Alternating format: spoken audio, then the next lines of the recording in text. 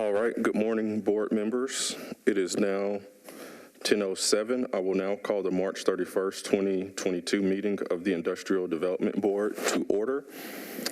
It appears that we do have a quorum, so we will now get this meeting underway.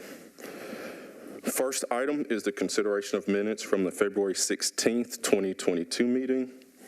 You received those minutes previously. I'll give everyone a couple of moments just to do a review. And if there's any questions or comments, we can run through those.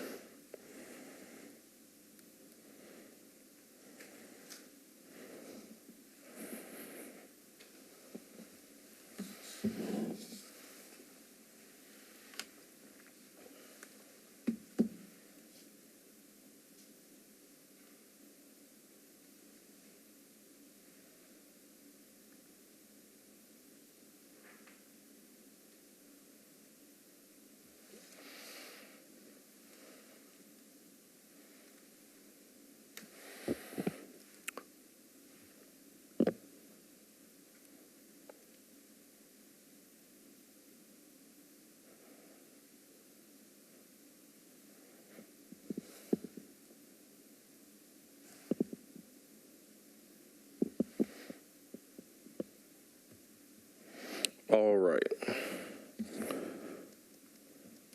Are there any comments or questions regarding the minutes? All right, thank you. If not, I will entertain a motion to approve. Oh, okay. We'll hold off on that. You're okay. Go ahead. Sorry. You're fine. Under the standing comment, the third to last line, my name's misspelled. Who did that? Who did that? Who's the culprit? What is it? Is it two N's? It's two L's. Oh, two L's. Okay. Yeah. Gotcha.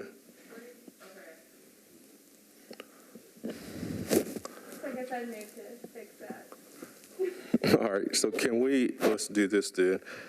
Can we entertain a motion to approve the minutes with the correction, contingent upon the correction of our vice chair's name? All right, so we have a motion. It's been properly seconded. Any discussion? All right, all those in favor say aye. Aye. Any opposed? All right, motion carried. Thank you, board. Let's move to item number 3, public comment period. We will now hear any public comments related to other matters on the agenda. You will have 3 minutes to speak. Is there anyone in the audience wishing to speak today?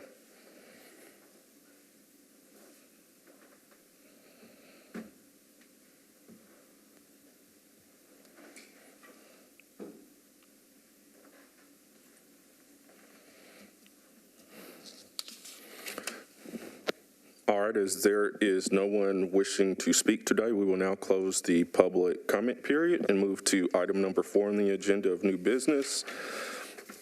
Approval of an amendment to the Economic and Community Development Incentive Grant Agreement between the Metropolitan Government of Nashville and Davidson County, the Industrial Development Board of the Metropolitan Government of Nashville and Davidson County, and Assurion Services Incorporated.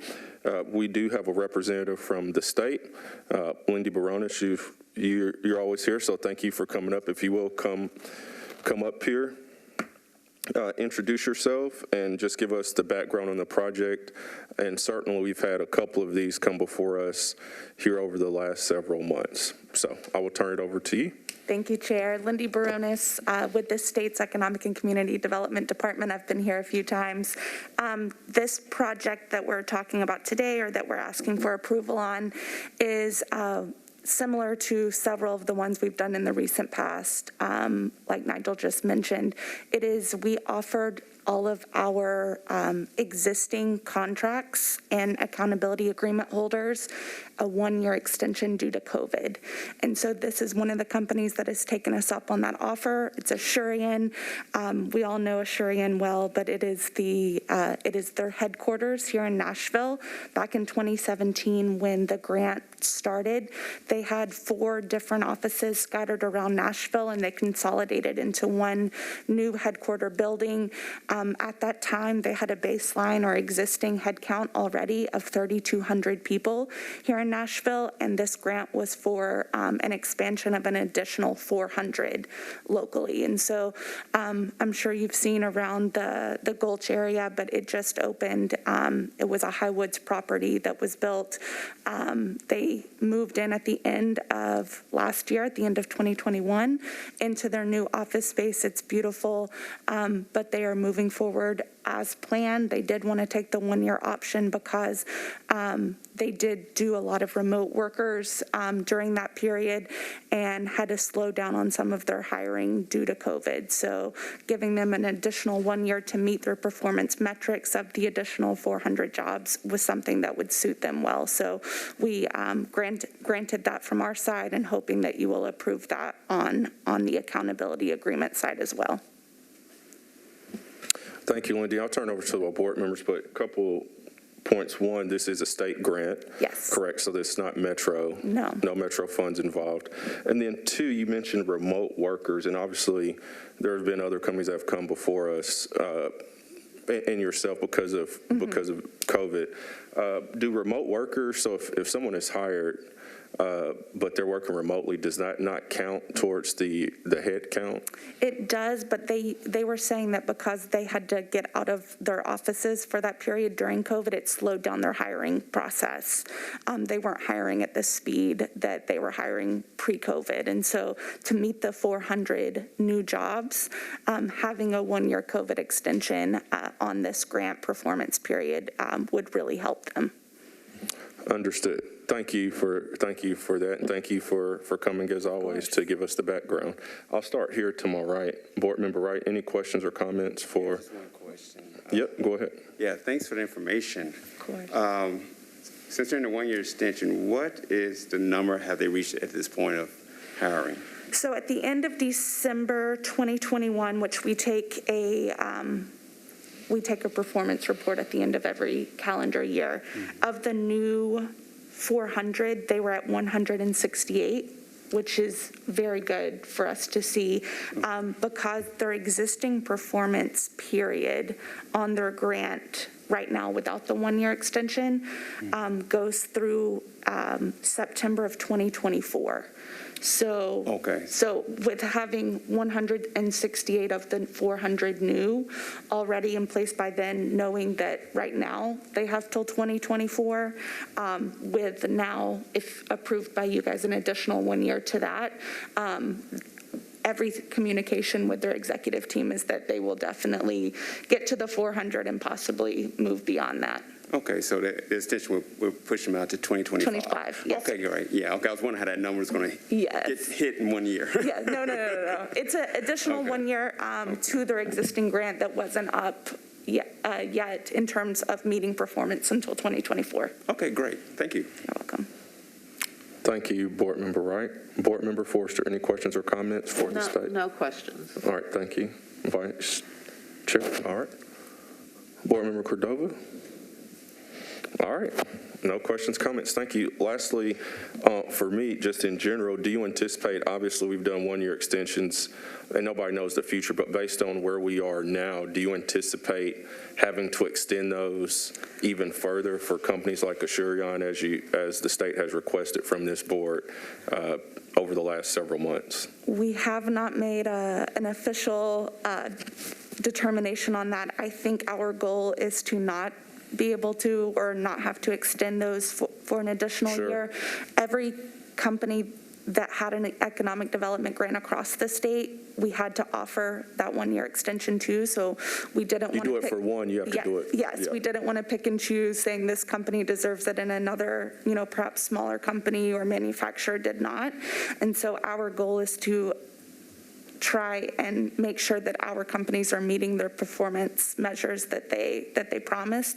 But in our existing grants prior to this one-year extension, there was a force majeure clause, but it didn't take into account anything related to COVID or a pandemic or outbreak. And so we layered that on top through our legal team's decision and our executive team to offer that one-year extension across the board for all economic development grant holders. And so our goal at this point is we have the ask out to everyone. You've seen here, you've approved several so far. Our thought is we're at the end of those approvals. The companies that have wanted that has already communicated that to us, and hoping that companies are bouncing back and hiring as needed now. We see in the community everyone's hiring, so we're hoping that we'll stay as pace. Are you getting that feedback from companies that they're able now picking up? We're 2 years into this. So everyone is hiring at this point. From a generalized standpoint, Sure. It's the matter of finding the right people and just enough people to fill those jobs, especially with all these new flexible job options and remote options. It's creating some pain points with companies that have brick and mortar offices. The traditional jobs are still there and still looking to hire. I think the beauty that we're seeing, maybe the silver lining, Sure. is some jobs that were perhaps on the lower pay scale, especially maybe in distribution, manufacturing, service. Those wages are increasing for the employers to be able to get the right people. So I think that there is a little bit of a silver lining that wages are increasing, and hopefully that's good for everyone. Absolutely, especially in those industries. Yes. The competition is Yes. driving that. But Yeah. you certainly hit on something else as well. I think, for companies that want to stick to a Yes. set structure, I don't know if, it's very difficult in this environment to attract the top people if there's Exactly. not some level of flexibility. It seems the days of 5 days a week, 9 yeah. to 6 in the office are gone. They're having to get creative. They're being forced to get creative. For sure. Well, thank you for sharing all that information. Josh, so we have an accountability agreement. That's what is the item on the agenda for the board from a legal perspective. What are your thoughts on it? Do you feel comfortable with the document? And obviously, we've done this several times over the past 6 months or so because of the COVID. Yeah, Mr. Chair, I have reviewed the documents, and as you mentioned, the board has approved these in the past. I've reviewed it. Everything looks to be in order, so it certainly is at a place where the board could consider approval of it. All right, thank you. With that, I would like to entertain a motion to approve the amendment to the Assurion agreement. All right, we have a motion by Board Member Davis. Is there a second? All right, Board Member Wright, and the motion is properly seconded. Any discussion? All right, we'll now take a vote. All those in favor say aye. Aye. Any opposed? All right, motion carried. Thank you. Thank you, everyone. Thank you for coming. having me. Have a fantastic day.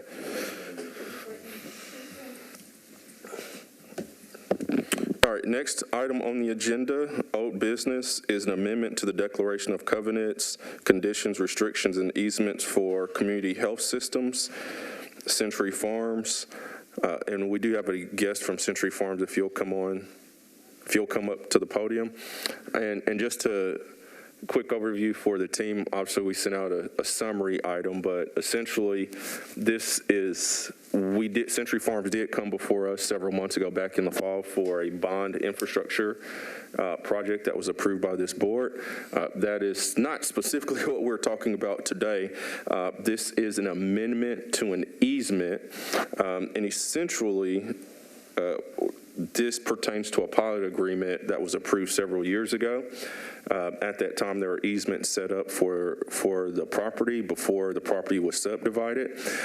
Century Farms is looking to sell a portion of this overall mass development portion of the property to another buyer, and they're requesting that this easement, the buyers request that this easement amendment be executed just to confirm that the existing easement does not, encumber that property. The reason it comes before the IDB again is because it's a pilot agreement. The CHS parcel, the Industrial Development Board, is the owner currently because of state statute. At the end of the pilot agreement, the property will automatically, and this board will have to come before us, but the property does have to revert back to CHS.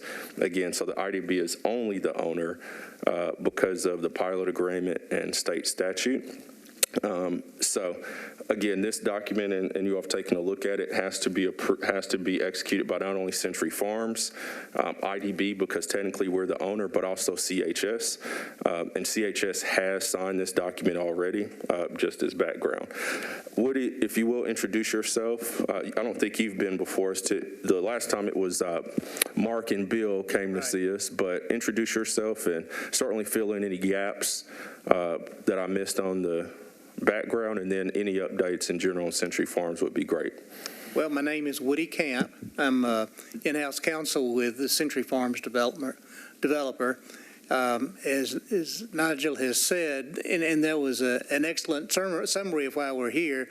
This document, Community Health was the first purchaser of any property in this 300-plus acre development. So they've been there since the very beginning, and they characteristically, in that kind of thing, encumbered property with a declaration.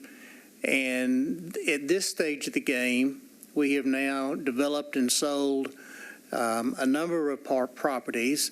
I think, as my information is, we have submitted this to Metro for dedication of the roads and traffic signalization, so we're well underway.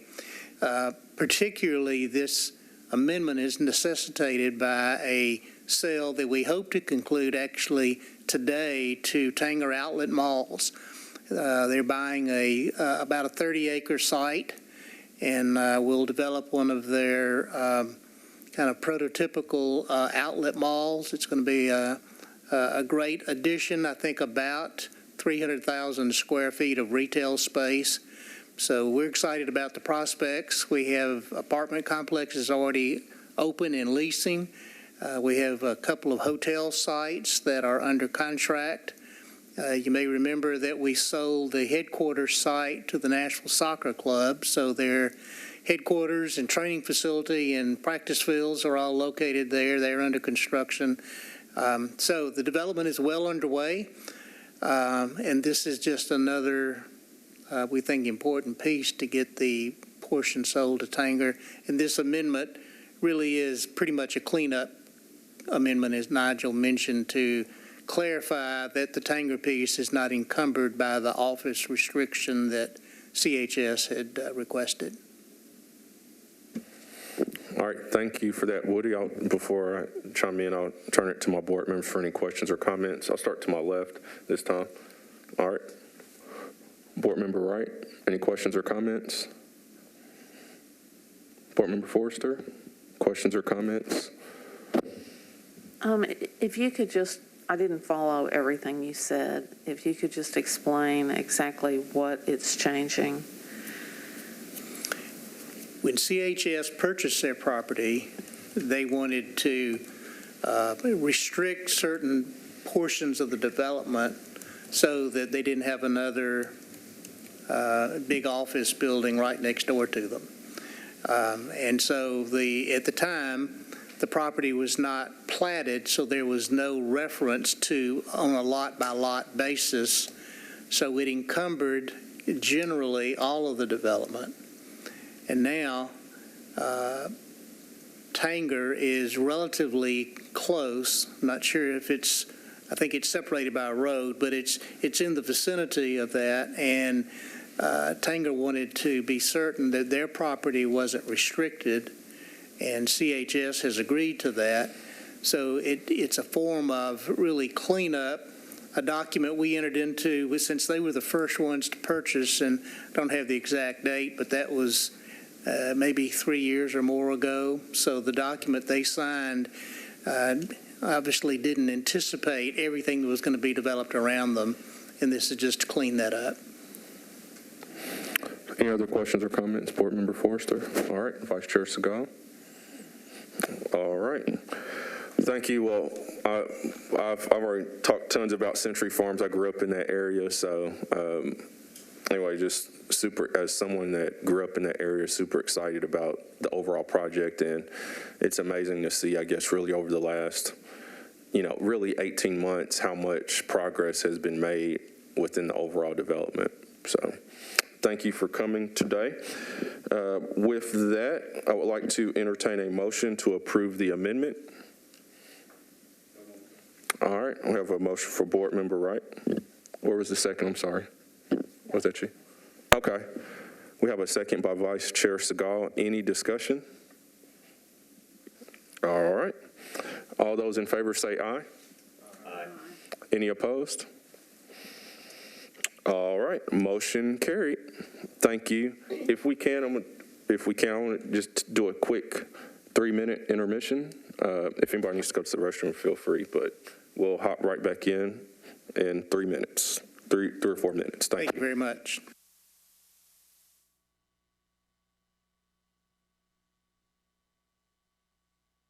The meeting.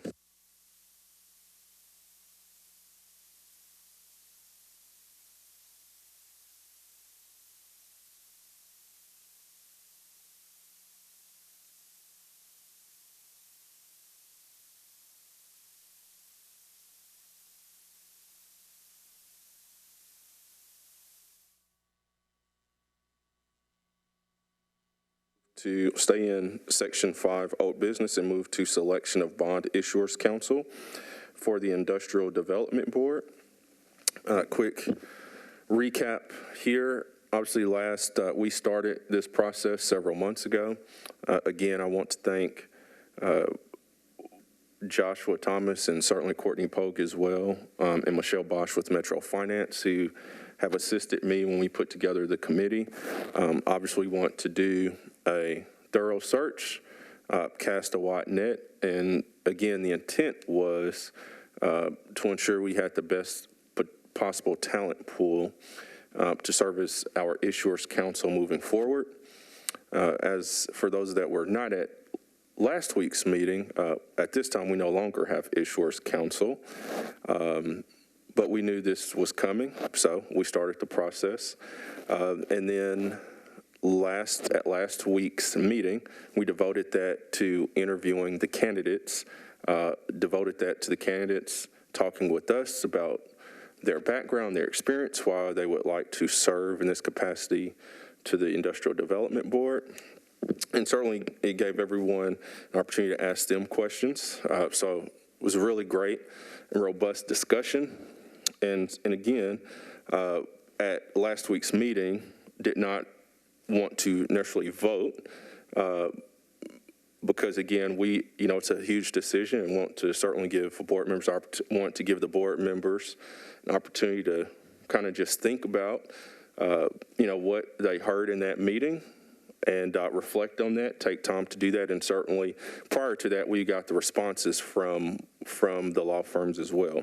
So that's where we are today is Section B, selection of Bond Issuers Council or Issuers Council for the Industrial Development Board. And again, we had 3 firms, so I'll just give a quick recap on those and then turn it over and we can have some discussion and decide how we would like to proceed. We had the Carpenter firm, which was based out of Memphis. They were the first firm that came before us. Lots of experience in serving with the Health and Education, serving as counsel to the Health and Education Board in Memphis. Certainly talked about a lot of ways potentially they could help us beyond just serving as Issuers Council. They are based in Memphis, but they do have an office here in Nashville, and did state that there would not be any issues coming to meetings, especially meetings where there is a bond matter on the agenda. The second firm, Owings, was based out of Knoxville. A lot of different experience in municipalities. They also stated that although they are not based here in Nashville, would have no problems coming to meetings. And then the last firm we had was Waller. Obviously, they're based here in Nashville. Certainly can come to meetings. One of the items that came up on with Waller was certainly that there could potentially be a conflict of interest as they represent a lot of developers. So just wanted to kind of level set that for everyone. And again, the goal here is to find the best counsel, but understand too that if we get into this and it doesn't, we choose one firm and it doesn't meet our needs in 3, 6 months or a year, we can certainly look at that and revisit that. So with that said, I will turn it over. And again, this is general comments. This is a safe space. So after, and Board Member Cordova, you were here, so you got the response, but also got to hear the candidates. What are your thoughts? What's your thinking as we move forward with the selection? Thank you. I thought the committee brought together a good group of people, a bunch of good qualified candidates. While I'd like to go with the more local candidate, upon thinking about it more and more, it just seems like they're a little more in the weeds on some of the issues that might come before us.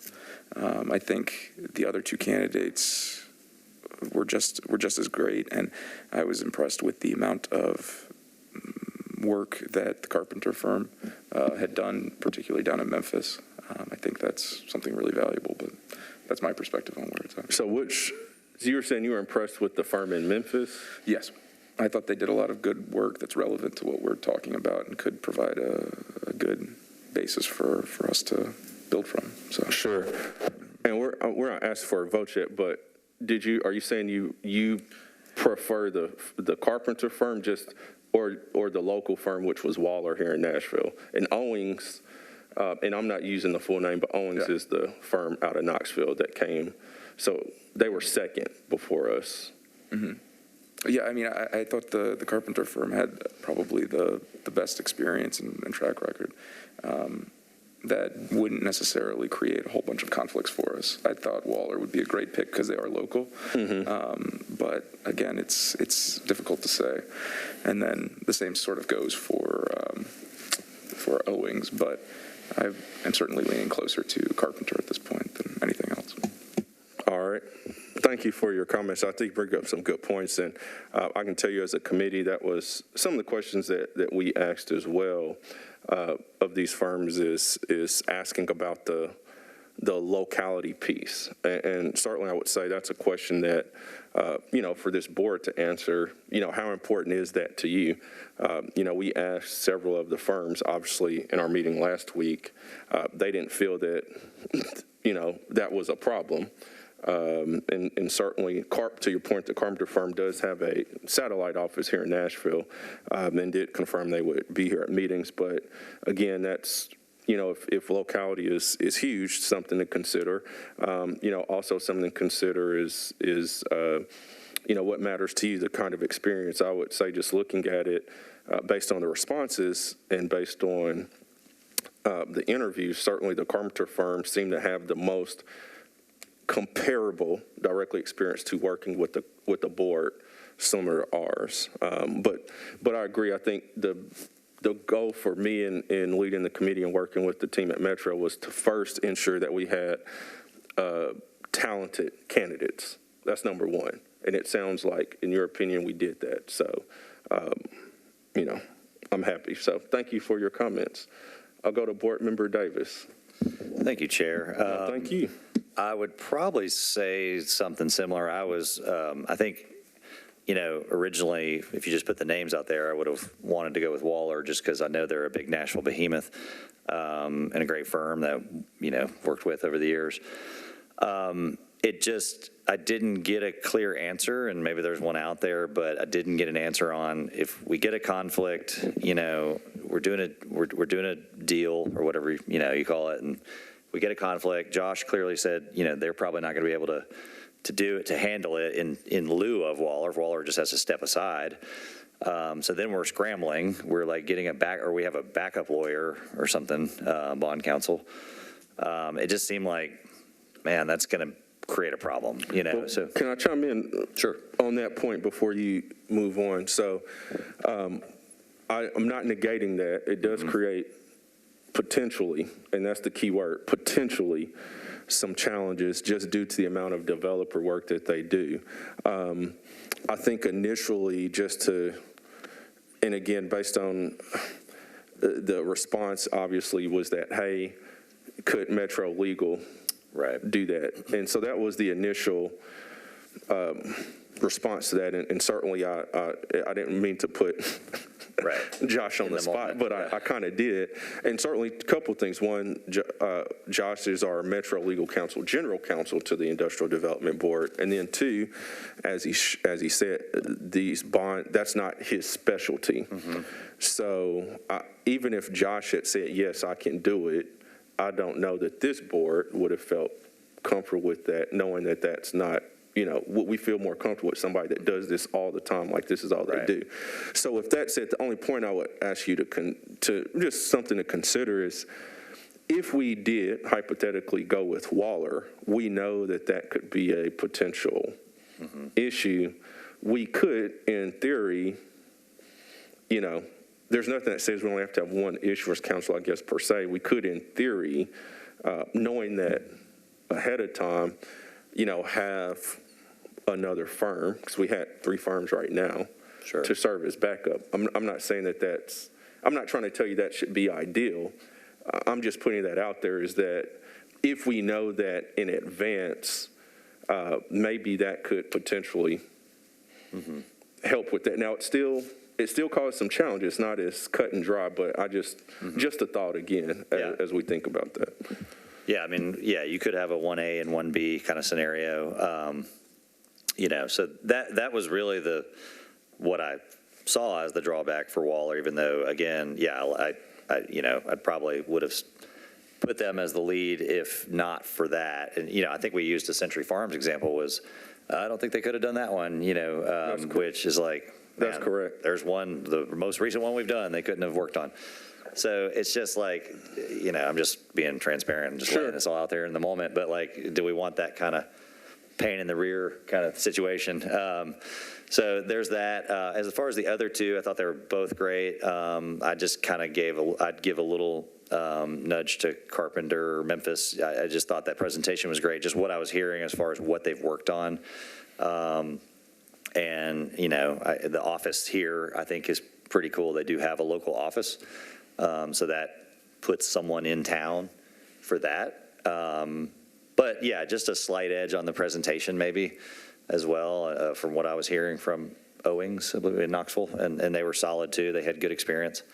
So, I mean, I guess, I'd like to hear the rest of the board's thoughts. But if we were willing to put up with those pains, I'd be happy with Waller, but also I feel like I'm giving an edge to Memphis Carpenter because of that primarily. So that's kind of where I'm at right now, but I look forward to hearing more comments, and I can definitely adjust, and want to make sure we have a good collective decision. So that's sort of where I'm just kind of throwing all that out there. No, agreed. And again, I would, and I've shared this, certainly over the last, go back the last year, there's been a lot of transition on this board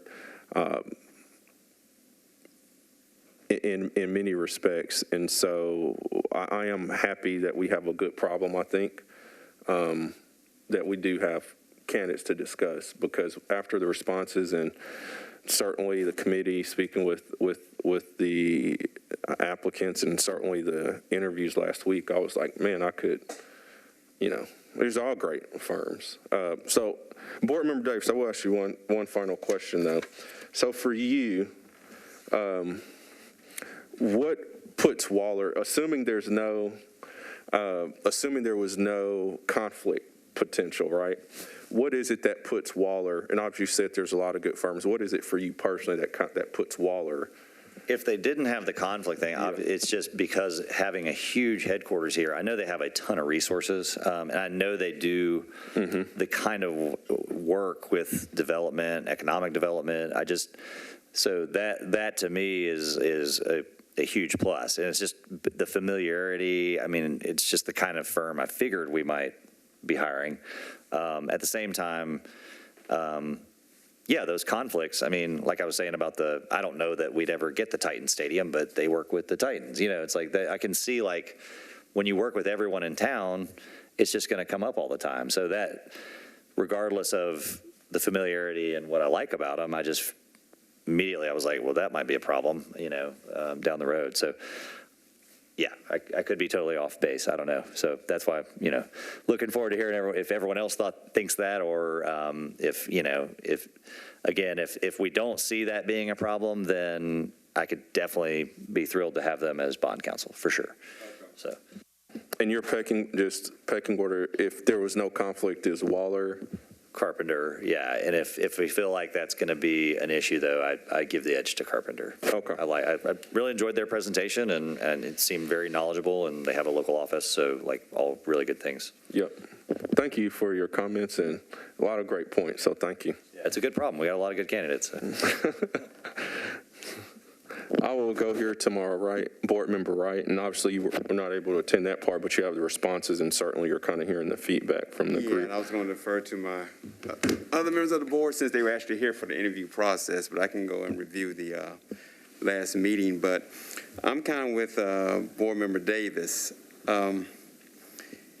It seems that I always want to go with a local firm. I want to give them, it's not on? No, it is. Oh, okay, I need a little closer, okay, yeah. I would love to go with a local firm. That would be my first option in this situation. But due to their size, I see it as being an issue. If they're working with everyone in town, then pretty much there's going to be a conflict, probably more likely than not.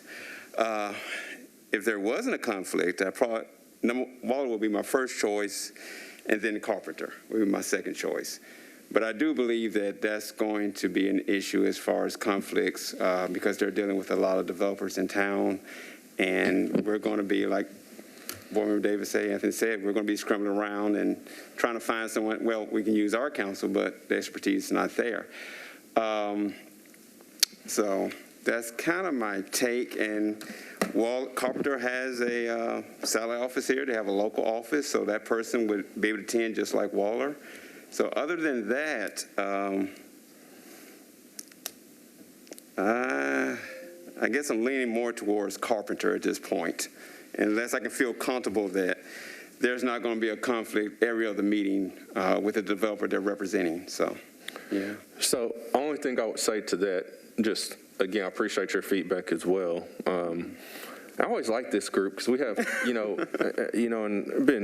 I guess I'm kind of the OG of the group now, but it's always been that the board, we have engaging conversations, so it's in discussion, and so I really appreciate everybody's opinion because it's interesting. I have not really shared kind of a whole lot about the committee's specifics because. And talking with the committee, it was, I didn't want to say, give my opinion on who I liked, right? But it was very interesting that a lot of the same questions that we had that some of us committee members came up with are same questions that you all had last week. So I was like, okay, it's spot on. But I would go to you, same thing, specifically for you.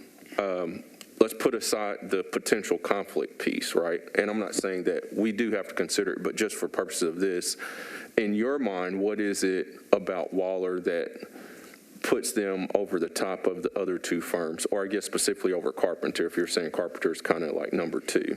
Right. What is it specifically about them, that firm, that puts them over the top for you? Well, I don't have like I say, since I wasn't here for the interview process, I don't have a particular item. But the fact that they are, you brought three firms, so that means they were already qualified coming through the door. So it wasn't a matter of qualifications. But the fact that Waller is a local firm and they do understand Nashville better because they're not in another city, that to me is going to give them an edge in dealing with our issues for Nashville, Metro Nashville. So for that, put aside the conflict, I would give them an edge on any other firm because they are here locally more than Carpenter is. Even though they have a satellite office, they're not here like Waller is here, dealing with developers, dealing with different issues in the city. So they're going to have a better understanding of what's going on in the city, the way I see it. So that's the edge for me with Waller. They're local, and they have a better understanding of our city. Sure. So I appreciate that. And I would say, I guess for all the board members, and this is a question is, if you have a specific if we have a matter, so I'll just use Century Farms, for example, and not the Century Farms we dealt with today, but the bond infrastructure, the bond that we passed back in the fall. If you bring that to, if Carpenter was representing us in that, even though they're not local per se, let's say hypothetically they were our issuers counsel at the time. In your opinion, how would that impede or hinder the board? As long as they know issuers counsel, how does them not like being present in like locally having a actual firm, like an office, 100% living in Nashville, how in your mind would that hinder their ability to serve as issuers counsel for us? I think just in the fact that they would need more background of what's going on with the situation. So I don't know if that would be a hindrance, but they could come to the same conclusion just based on the facts and evidence presented, or, just the presentation itself. But I just have a hard time with them having a background. Like, I've been in the city for 52 years, so if you ask me about a certain part of town, I can tell you. Are you aging yourself? Oh, well, yeah, I guess I already did. Well, yeah. I didn't even realize it. But, if you ask me about a particular side of town, I can tell you over the last 4 decades how it has changed and what it means to the city if this was to be passed. So Waller would probably have that little more insight, whereas Carpenter, we would have to update them, hey, this is what's been going on in the past, this is the changes, this is why it's here today, this is why we agree or disagree. So I just think we would have to give more background information to Carpenter versus Waller. Right. Or they have to do more. Or they have to do more research. Sure. Yeah, it'd be more of them, so that would take more time. Sure, and I'm from Nashville. I did move, I won't say how long I've lived here. Because I did move away for some years, so that's too much math to try to do. But I do get the local part because, like a lot of the items that come up, like Century Farms, just using an example, I know that I grew up in that area. So I hear you. Yeah. Any other comments or questions? I think that's it for now. Yeah. Okay, we may come back to you, but I really appreciate it. Thank you for the insightful questions and comments. Go next to Board Member Forrester.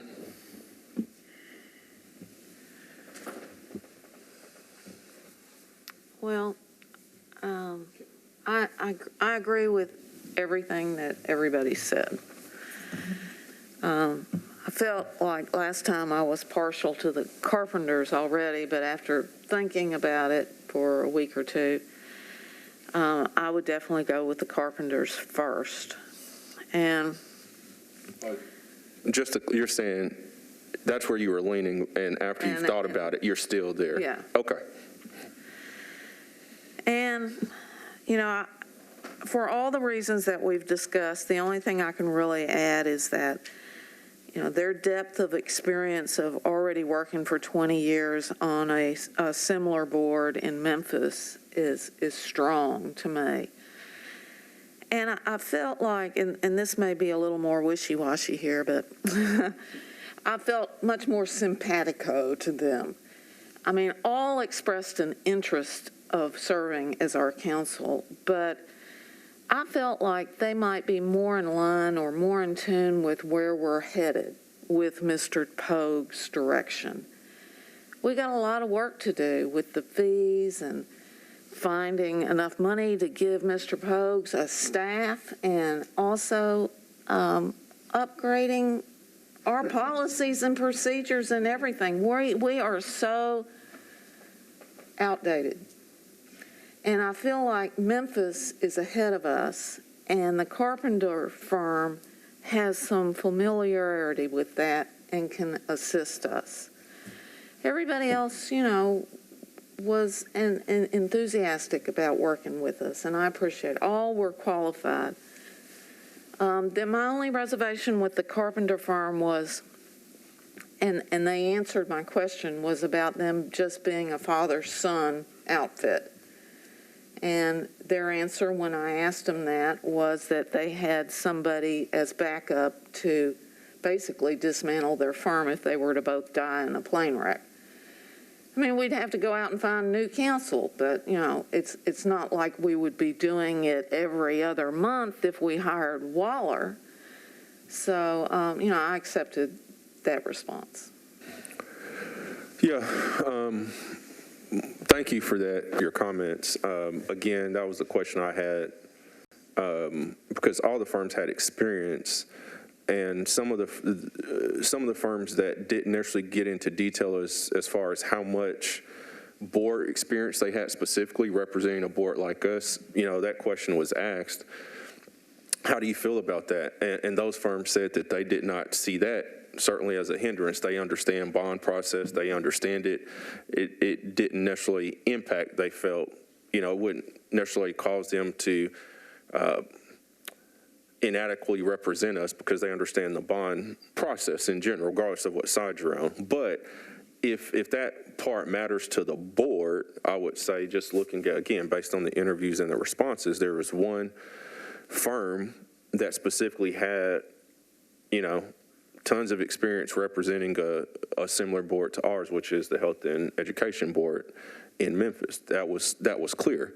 And again, if that matters to us as a board, at least on that end, and again, just based on their responses and the interview, there's one firm that clearly has that piece. I will say this, though, too, just going back to conflicts, we have to look at, I don't know that there would, and I'm not negating the potential conflict, but we also have to keep in mind how often that would be. I don't know that that would be every month, right, because we don't have bond matters coming before us. Certainly, we may have more as interest rates continue to rise, the ability for firms to and developers to get tax exempt bonds and apply for those, which lowers the interest rate. That may be more valuable moving forward as interest rates continue to rise. So something to consider. But thank you, Board Member Forster, for all your comments and feedback. Anything else on your mind? All right, thank you. I will go to Vice Chair Segal. Any questions or comments? Yeah, just a few comments. Sure. I think, generally, I do think when you can go local, you should go local, whatever it is. I think in this case, unfortunately, it sort of seems to me that between conflicts and just general experience, maybe local is not the best fit for this board at this time. I think about not only Century Farms, but some of you may recall Mr. Rayson was here for HCA a few months ago. If we're looking at private bonds, any deal where a partner at Waller is on a board of directors or trustees, that could present a conflict. So I don't know if they have, NBA has a huge board, it's like 30 people, so I didn't look to see if any of those people are partners at Waller. We in the past have done deals with Second Harvest and Lipscomb, and I don't know how involved people at Waller might be with those groups, and those would just be bond deals. We wouldn't see those entities otherwise. And then Waller has a lot of experience in public finance, but not necessarily on representing boards, which is a sort of flip side of the coin and not impossible. But when we look at kind of going through the process that we've talked about, it would be nice to have somebody who, if they haven't been there before, have been close enough to that process. I agree with, I think, a lot of the board, and that the Carpenter law firm, to me, sort of stood out when it comes to experience. And I was not only impressed with their experience, but with their presentation and just sort of the thoughtfulness of the responses to the questions that we asked. And because there may be a conflict with the Carpenter firm on some things when it comes to deals with Metro, but I don't think on bond deals and stuff that would be an issue. And then we'd probably just need to get a waiver of conflicts if we renew our intergovernmental agreement, which I would anticipate we would do. But to the extent that everybody agrees we should renew that, we should be able to get a waiver for that since they're not representing Metro in that. which is pretty standard on something like that, but they do have experience here with our government, so that's some real local experience. And then I think on the Owings firm, I just thought that was a really interesting choice. It's a very different choice than the other choices we were presented. And when you look at the politics of this state and who's in charge of this state and some of the challenges we have as a city when it comes to working with the state, I think that would be an interesting choice because they bring connections that as a city we don't have. But having said that, I think the Carpenter firm still stands out to me just on experience alone. But I did want to just mention that about the Owings firm because I wasn't sure how I felt about that on paper, and he came, and I was very, very impressed with him personally and also his interest in helping this board, and have really sort of been thinking about how him being different from our other choices might benefit us. I'm not sure for me it outweighs the experience of the Carpenter firm. And, it's funny, they came, I hadn't been to Memphis since I was 8 years old. I am also from Nashville, born and raised. I met somebody the other day who said, I'm not from here, but I've lived here since 81. And I said, well, me too. So dating myself there, but it's pretty good, right? She moved here after college. But I just, having been to Memphis too and hearing him talk about some of this and having just seen it a few days before and having a family member who showed me around and showed me all these sort of fun things they had done with the parks and stuff that he then came and talked about, I just think that body of work is really impressive. Yep. Thank you for the comment. So let's just so everyone has all the information. So in their responses, the Carpenters actually, stated they did work for Metro, and some of their references were Metro. Josh, again, from a legal perspective, if this board were to select the Carpenter firm to move forward with as our issuers counsel, would there be any conflicts due to the work that they do with Metro, in your legal opinion? So I'm going to have to basically just repeat the answer that I gave last time, and I hate to give the lawyer answer, but it really just depends. It has to be a fact-based scenario for each type situation that comes up. Vice Chair Quinn, or is it Segal or Siegel? Siegel. I always say it wrong. I always say Segal, I feel like. The Vice Chair brings up a good point. If there are deals that involve Metro itself and the IDB, there could potentially be some conflicts there, but it's just hard to say kind of out in either, because again, they serve as disclosure counsel for Metro, so anytime that we do any kind of bond financings or anything like that, there are disclosure obligations that have to be done when you actually are doing the deal and then afterwards as well, and so they assist with that. At this point, I couldn't really tell you how that would be a conflict if there was something involving the IDB as well, but it just really has to be a case-by-case scenario. And I guess I would go with the premise that we would be using them as issuers counsel.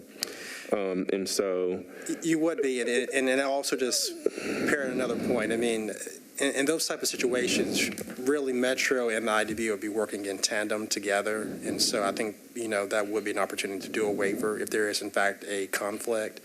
We could do a waiver if this board is in agreement with that, and Metro's in agreement with it as well. So I don't see it as being an issue that would prevent the board from choosing them, but it is something certainly to consider.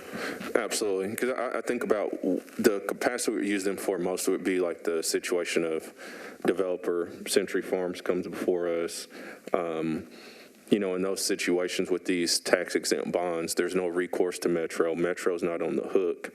The IDB is issuing, so I would think that in those scenarios, which is the primary focus of how we use the firm, the fact that they do other work for Metro would not impede them from serving as issuers counsel when they're interacting with the developer and the developer's counsel and the bank on behalf, for the IDB. Right. Okay. I appreciate that. So, a lot of great discussion today. And I would just say again, thank you to my colleagues for the insightful questions and comments. again, for me, a couple of the, I guess probably the thing that stood out to me was getting called an arm twister, but aside from that,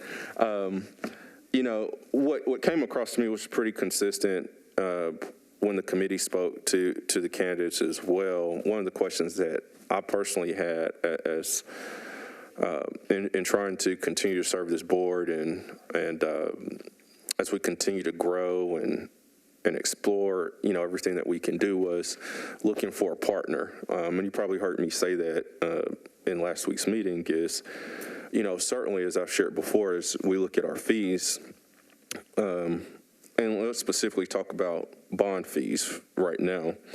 Certainly that's a board decision, what that looks like. That's up to us as a board. But as I've shared, getting issuers counsel in place, someone that's done this a lot, doesn't mean we do what they say, but certainly I would appreciate their feedback, their expertise. What are they seeing as we move forward? And so one of the items that stood out to me was, who would be the partner?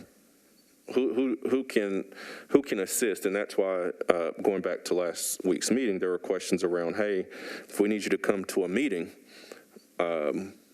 regarding a discussion on fees, not necessarily a bond matter, but just can you assist as we look at also changing our application specifically on bonds? What information do we as a board want to know when developers or schools come before us? Nonprofits, what do we want to know? Who will be that partner? So that was a big thing that mattered to me.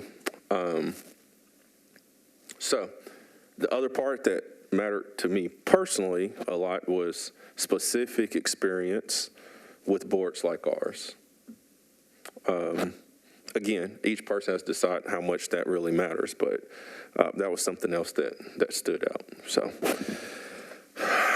all right. Any other comments, questions, or feedback? All right. Well, we've had a good discussion today. With that, would anyone like to make a nomination for us to move forward with a particular firm? I think based on just the collective comments, I might move that we choose the Carpenter firm as our bond counsel. All right. Make that motion if we want to discuss it. I'll put it out there for discussion if someone seconds it. Wait, hold on. So motion. I was moving to nominate the Carpenter firm to be bond counsel, and if seconded, with discussion. Okay. Do we have a second?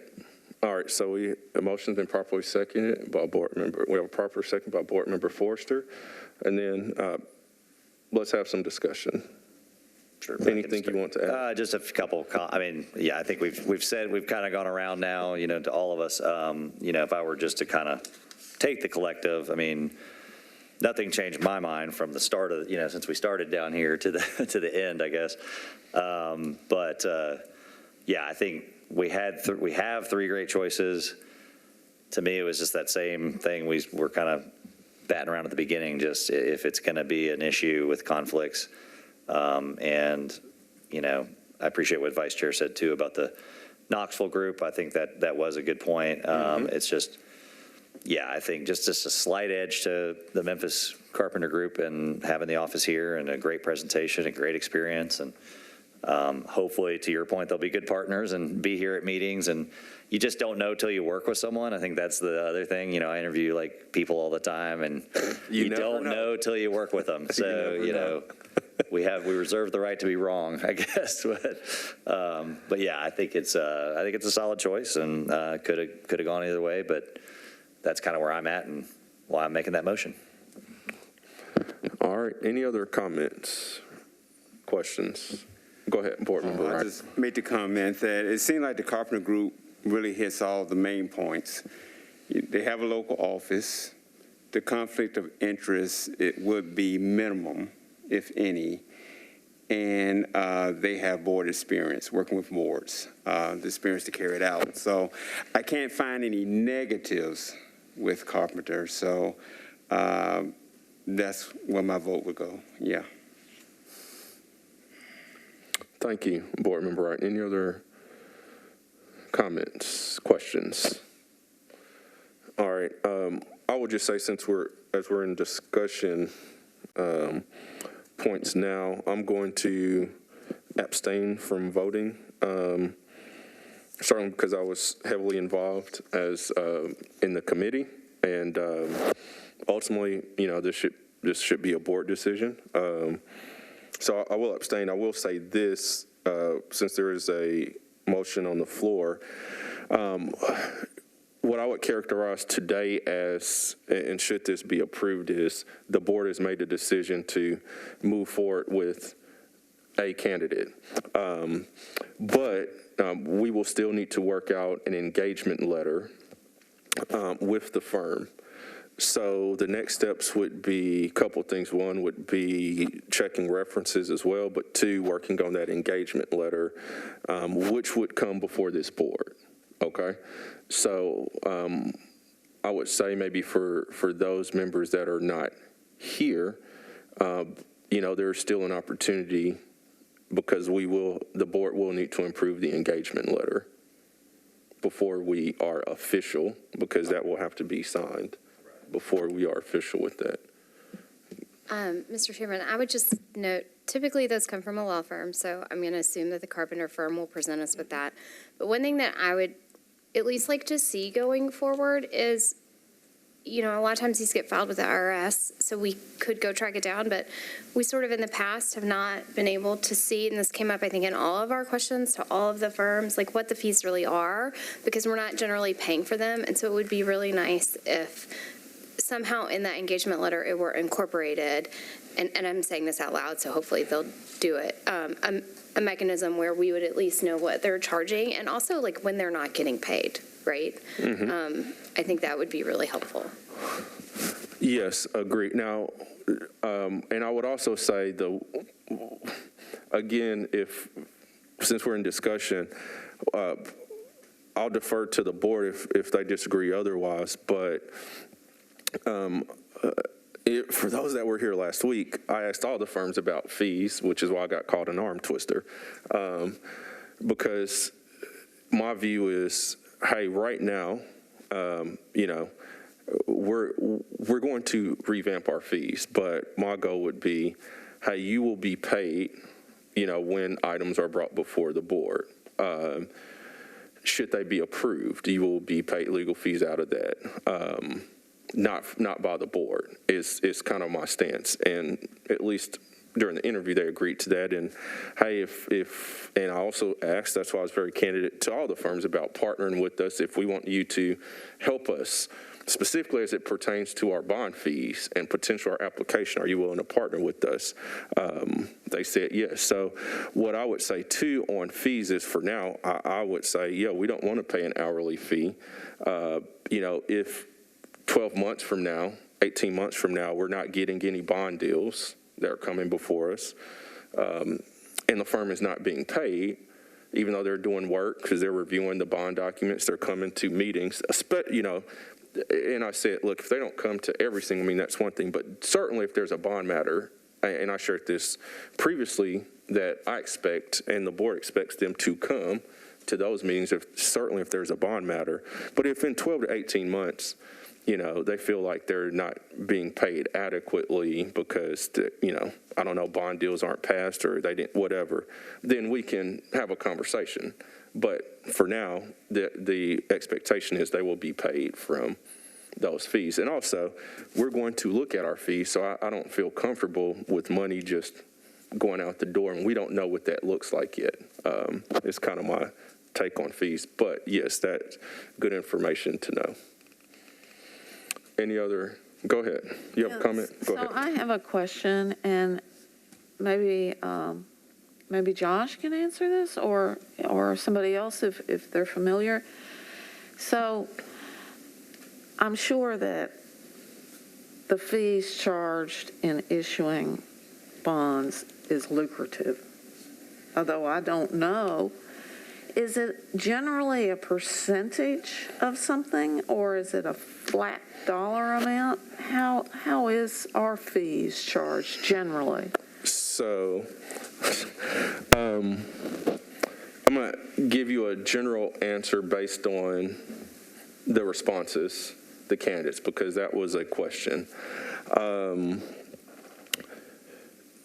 Those fees are typically worked out between the council, so whoever would represent us, our council, and then the applicant. Okay, so in the case of Century Farms, right, that they're the applicant.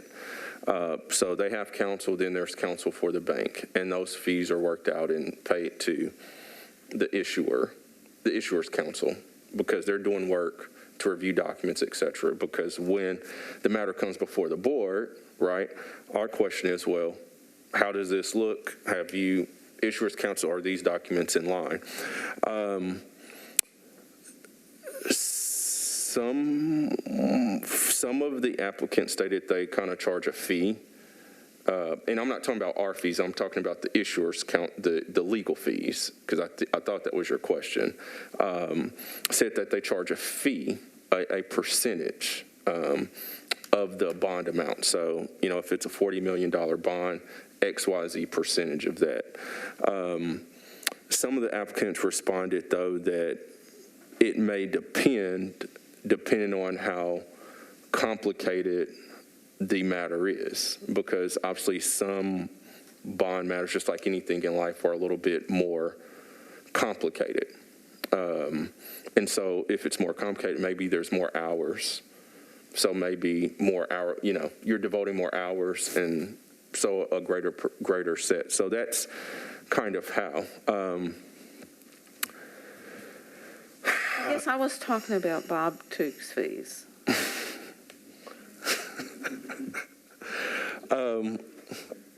So I can't. Well, you have that document, so I think it was sent to you, so you can kind of talk about it. His fees. Can we see that document?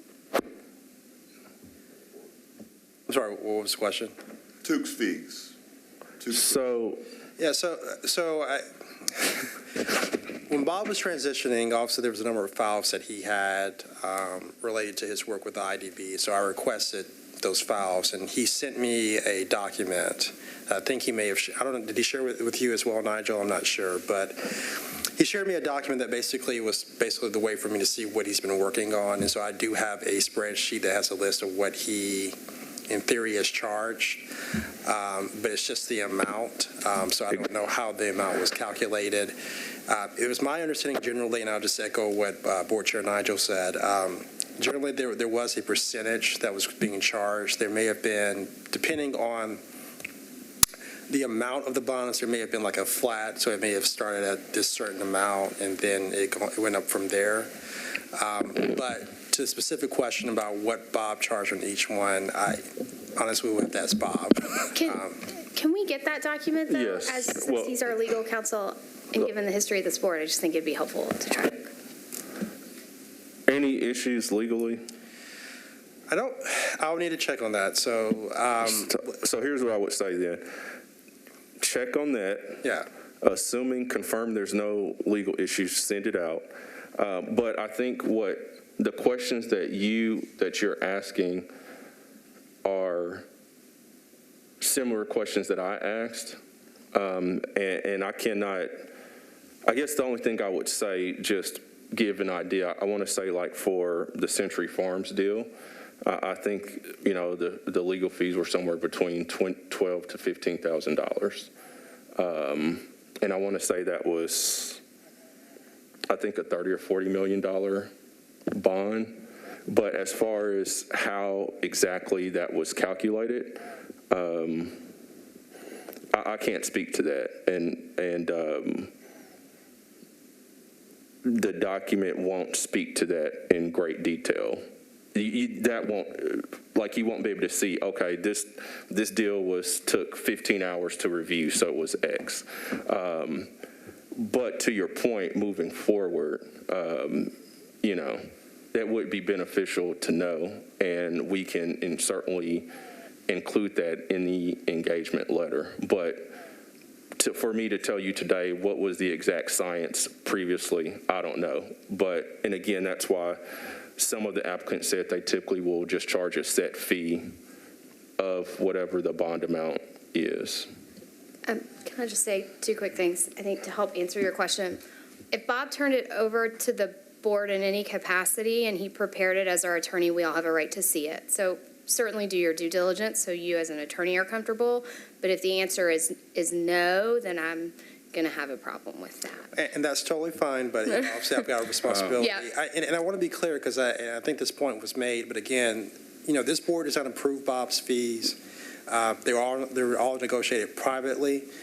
So there was nothing that came to legal for approval, so we never saw any of it until, again, when I asked for it, when we were trying to figure out what files he had. So that's completely fine. The second point that I would note is, and I would need to double check on this, but anytime this board approves any kind of bond, there is a report that has to go to the state. And I want to say that document probably has the fees listed out. So it may be something that is public, so it may be fine for me to provide it, but I just need to do my due diligence to just check before I disseminate something like that. Yeah, and it may be something that you can provide to us, but as attorney-client privilege, and so it's a privileged document that is not a public document. But to answer your question a little bit better, Winnie, as somebody who has experience in this area and has charged fees in this area, it is generally a percent. But sometimes that percent is lowered to a flat fee of a lower rate if it's going to be a pretty straightforward, easy deal, and say as issuers counsel, you're really familiar with all the parties, and so the due diligence you have to do is less. How lucrative is it? It's not nearly as lucrative as the attorney sitting at the table. It's not nearly as lucrative as whoever is When you say, just to clarify, you're saying the attorney representing the developer? Yes. Okay. That is significantly more lucrative. No, they're probably charging a percent or a flat fee, depending on the deal. They may have hourly rates for other work they're doing for that client, but not, they're signing an opinion, right, that Bob isn't having to sign, and that opinion is really valuable. And it really, really depends on market conditions. So I would say that at least for the past several years, this is probably not, when you look at the amount of time Bob has put in and what his hourly rate would be and what he's gotten paid, it has probably not been particularly lucrative. But there are probably times when interest rates are very high, when he came onto this board and we were doing more of these deals, that it would have been more lucrative, if that makes sense. Because it really is a volume thing, right? And if your margin is pretty low or you're spending more time than your hours, you just have to do more and more and more of them. Does that help? And also, I think Bob did a bunch of stuff that he just never charged us for.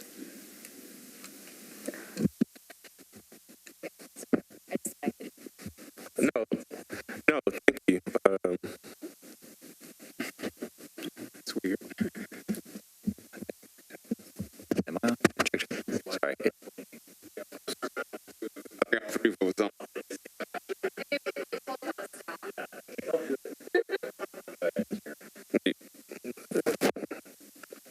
All right, go ahead, Board Member David. I was just going to say, you can hear me, okay. Yeah, just in general, I mean, I think it'd be good that we do define this a little more moving forward. It's kind of a clean start or whatever, but, for us, as far as at least, it's off again, came off. The meetings part was free. That was kind of the joke, I guess, with Bob, was all the meetings were free, and obviously we talked to these new lawyers about that. As long as we're being good stewards of the taxpayers and the things that we're doing here, we've got covered. Of course, it'd be good to define what they're getting as far as on these percentage deals, but I just for viewers at home, or if anyone's watching this, we're not getting a lot of bills to our, budget per se. So just make sure that's clear. If any, I think we were getting those services for free mostly. I mean, we were a lot of free meetings, and then he would be billing as percentage of deals, right? Mm-hmm. So. Thank you. Board Member Wright? Oh, I was just going to just add to comment. I mean, it's kind of, board member just kind of broke it down exactly because it's probably more percentage than hourly, but we have firms under retainer, and of course, when our invoices come in, billing is broken down, everything is charged by the hour, by the minute. So I'm thinking that if the firm invoice, it should be broken down what is being charged on per deal, even if it's based on hourly or percentage. Now, the contract between the firm is with Metro. Metro is the one paying them? No, so two things. One,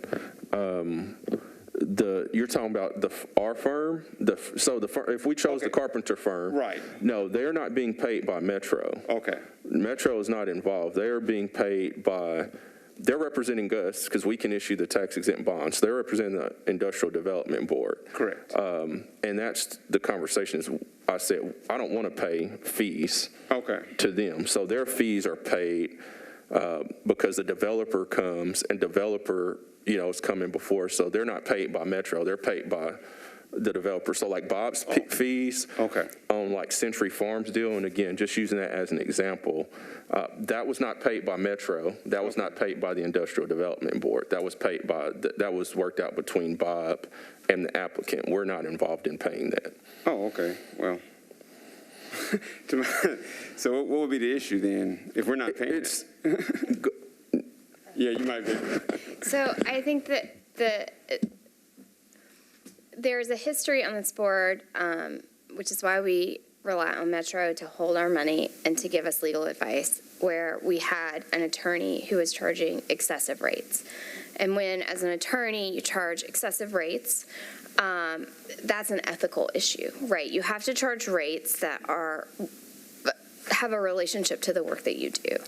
And there was an attorney who was charging excessive rates, and as a board, we didn't know about it because it was just being paid by other folks. And can you, how long ago was this? This was in the early 2000s, I think. Nobody on the board now, this was history. And You were like 32 maybe? So there was that whole so it's an ethical issue, right? You want your attorney to charge fees that are ethical. But then also it turns out that attorney was maybe stealing money from our funds because they weren't being held by Metro. That attorney ultimately did get disbarred over his, representation of this board. And so one of the reasons we brought in Bob, or the board, I say we, I was not on the board, Nigel was not on the board. Nigel had nothing to do with those funds. I guess it's like the royal we. One of the reasons that IGV at the time brought in Bob and we entered into the agreement with Metro was to protect our funds, and because Bob was somebody who the board believed would charge really reasonable rates. So again, his rates, I don't know, because I don't know what I don't know, but I know Bob, and I would just be very surprised if his rates weren't actually very low. I really wasn't referring to him making too much money. I was referring to the notion that all attorneys make too much money. Is that the exception of? Wait, so who's included in that? It's I think me. she's an attorney. No, Is she included? Hannah's not here. Is Josh included Josh. I mean, he's a Metro attorney. I'm a Metro he's not employee. making enough money. Law school's so Josh, you're over there getting rich off our tax dollars, huh? Not on Metro salary. fair. Dang. But anyway, so that's why it matters, right? But both because of the history of this board, but also just because generally as this board and as the steward of the work that this board does, we want to make sure that our attorney is acting ethically. Things I didn't really have an understanding of who was paying who when it started. So yeah. But even though we're not paying, and again, these questions were questions that I asked as well. Okay, because my concern that I would have hypothetically is without the transparency, again, we can't go in the past, so we can only talk about moving forward. What if someone were to charge, what if someone said, and I'm just going to throw this out there, Century Farms deal, my legal fees are $50,000, let's just say, for example. Whoa, I wouldn't know. you wouldn't know, right? I guess the developer would call me maybe or go call Courtney or Josh or something, but like that would be bad, right? And I'm just using that example, right? Because it's our council, so even though we're not doing it, they represent us as issuers council. I'm not saying that was the case previously, but that would be my concern, even though we're not paying for it, is we certainly want to make sure, although we're not paying for it, that the fees that someone who represents us is charging is consistent with market, because they are representing us, even though we're not paying for it. They are issuers council. I can say since I've been on the board, which this is going into year 7 for me, I've never heard of that scenario. I can't speak to ever hearing a developer call me or say, hey, your issuers council is trying to charge us ridiculous fees. I can't speak to ever hearing about that personally. But as we move forward, and I'm not saying that any of the firms we have as candidates would do that, but just moving forward, because that firm is, whoever we choose would be representing us, it would be good to understand that and be transparent about it, just so, again, that we know that they're representing us properly in the market. Point of order. I would recommend, having done this in other states, you do have 4 executive people who run this body. You're the chair, vice chair. It makes sense to assign an activity to that person, being a vice chair, to look at the actual billings for, say, the attorney. So you understand every month, on a monthly basis, what is coming in and what is going out. Typically that happens with other development authorities I've worked on. I don't think we do that here, but as you kind of create some real policies and procedures, that should be incorporated into that actual structure where you have your vice chair and your secretary and vice secretary kind of looking at the actual activities of the specifically. Body. Yes. Gotcha. We haven't done that. So policies and procedures, as I said it before, it may make sense to have a retreat where you bring in a person who's done this in other places to help structure this body in a format that's more applicable to where it should be going. Because there's some things that are coming down the line that you should be prepared for. Thank you for your comments. That's an ominous warning to end on there for me. Also, you don't want it to be a hindrance to like a deal, right? You don't want to think that a local nonprofit wants to come before us, but our council's fees are so high that they can't. Yeah, in the council that's representing us, like affordable housing deal that this board has approved, several months ago, like the one in East Nashville, which I'll talk about here shortly. So anyway, great discussion, everyone. I appreciate it. Any other, we do have there's still a motion on the table. Is there any other comments, any other discussion? All right, we will now take a vote. All those in favor of moving forward with the Carpenter firm as our issuers counsel, all those in favor say aye. Aye. Aye. Any opposed? All right, this record show I abstained, but that motion did carry, so thank you. I'll be brief just due to timing. I know several folks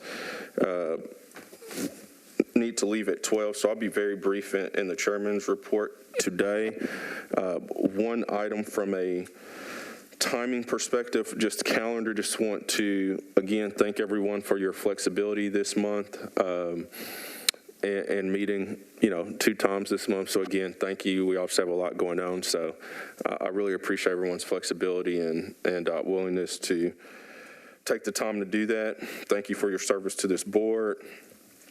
Also, just a very quick calendar note. There is and we just spoke about it, this board did approve a bond for the affordable housing project located at 900 Dickerson Pike over in East Nashville back in the fall. And then several years ago, this board passed one for the preserve at Highland Ridge, which is also on Dickerson, going towards Barley Parkway right next to Lowe's and Walmart. And I want to say maybe a year and a half ago, it's probably been about a year, I'd taken some pictures and had Margaret Darby send those out to the board. So anyway, there's 2 events on April 6th. One is the groundbreaking for the 900 Dickerson Pike, and then there's another event in the afternoon right after that for the Preserve at Highland Ridge. I've been in touch with the developer, Dominium. They said that should have been sent out. They were sending invites to all the board members. So I know I received mine, but if you did not, we can make sure you get that if you want to attend. So again, that's Wednesday, April 6th in the morning. The first one is 900 Dickerson Pike, and then right after that is the event at Preserve at Highland Ridge, which is further north on Dickerson, right by Lowe's and Walmart.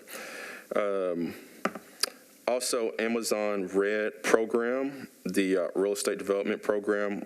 We had the executive of that program come and speak several months ago. It was really neat to hear about the program. At that time, they were still accepting applications. Since then, they received tons of applications, but they are actually kicking off the program. So super exciting, and hopefully, just due to how many applicants they've had, that they will do it again. But if you need the executive director of the program with the Urban League, if you need his contact information, certainly they're still looking for people to help to serve as mentors in various capacities in the program. Certainly let me know. And then, like I said, I'll be brief because I don't want to get into too much today that we can't finish, but I would say just from a calendar standpoint, due to one of the challenges, and a couple years ago, we kind of moved and made Sonny West kind of our main location for meetings. One of the challenges, though, certainly with the elections, this room won't be available for the next month or so. I would anticipate we still may have a meeting in April, so just know, we may have to, again, I would just ask for your flexibility on that, because if so, we will have to move the location and maybe Tom around, but if so, we'll get that information out as quickly as possible so that everybody can make arrangements with their schedules. So anyway, and I think after that we can get back to our normal. There's like 2 other months this year where this is unavailable when we normally meet on the 3rd Wednesday. So we'll work that out and then try to get dates out for the remainder of the year as well for any conflicts. With that, again, I'll stop there just due to timing. Go to item 7. Ms. Petley, approval of financial matters.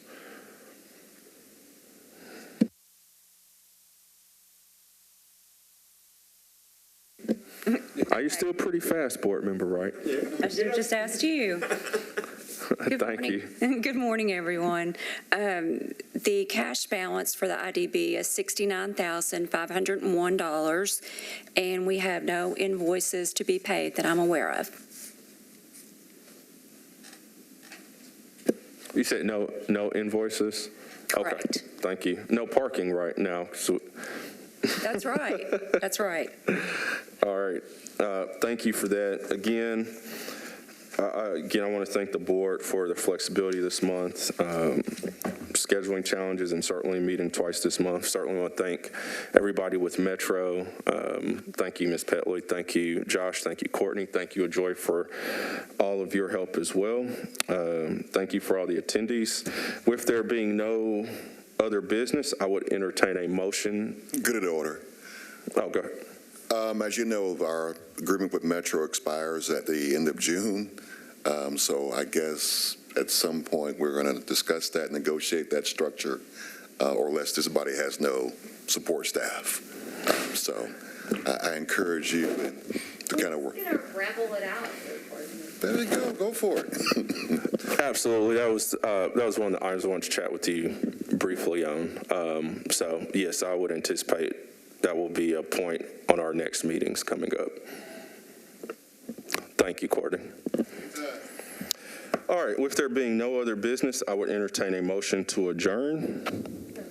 All right, thank you. Without objection, the motion carries. Thank you, everyone. Have a fantastic rest of the day. I appreciate your time.